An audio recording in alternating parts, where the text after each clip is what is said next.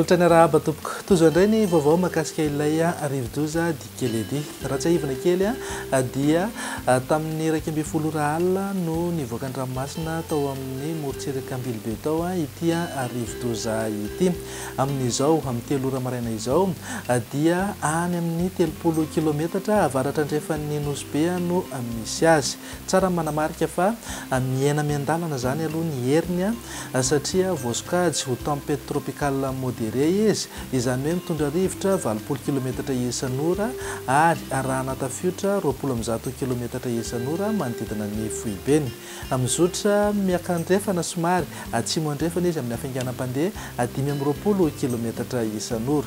Ezaka nalavitra ny morontsiraky Madagasikara izy arak'izany izany na tsy izany aza nefa dia mbola mila mailo hatrany isika ny amin'ny faritra avaratra Madagasikara iny noho ny rotsakorana izay niseho nandritra ny alina zany dia mety ahina hatrany ny mety ho fiakaran'ny rano na ny renirano, eo ihany koa ny mety ho fiotsahan'ny tany.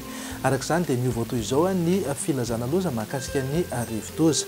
Filazana miloko manga na filazana fa tokony mbola mila mailo hatrany ho an'ny Fatridiana, Sava, Bealanana, Antsohi ary Analalava. Na filazana miloko mavo na filazana loza manambana kosa ho an'ny Mahajanga voalohany sy faharoa, Mitsinjo ary Soalala.